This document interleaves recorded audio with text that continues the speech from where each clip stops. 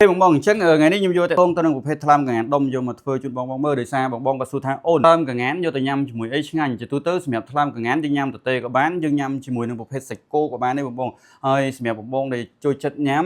ខ្ញុំរីកមិនជាមួយនឹងប្រភេទសាច់គោវ៉ាគូបើសិនជាបងបងអត់មានសាច់គោវ៉ាគូទេបងបងអាចញ៉ាំជាមួយនឹងប្រភេទសាច់គោអូស្ត្រាលីឬណាក៏បានដែរឲ្យតែប្រភេទសាច់ផុយដោយសារប្រភេទថ្លើមកងានតលាន់សាច់គោវារៀងមានជាតិលក្ខណៈថាឆ្ងាញ់អញ្ចឹងយើងដាក់ចូលគ្នាអេបងបងអញ្ចឹងខ្ញុំនឹងចាប់ផ្ដើមធ្វើតទៅនឹងប្រភេទថ្លើមកងានដុំនេះបងបងដែលចូលចិត្តអាហារបែបបារាំងឬមួយក៏ប្រភេទបែបព្រីមៀមដែលមកពីខាងអឺរ៉ុបបងបងកំងបានយើងមានជាប្រភេទថ្លើមកងានរបស់បារាំងយើងមានជាពងត្រីខាវយ៉ាគ្រឿងទេសដែលមកពីខាងអឺរ៉ុបដូចជាប្រភេទ sauce truffle ឬមួយក៏ប្រភេទ truffle oil យើងមាននៅក្នុងស្រាប់ជូនបងបងខ្ញុំនេះជាប្រភេទថ្លើមកងានជាមួយនឹងប្រភេទសាច់គោវ៉ាគូខ្ញុំនឹងបង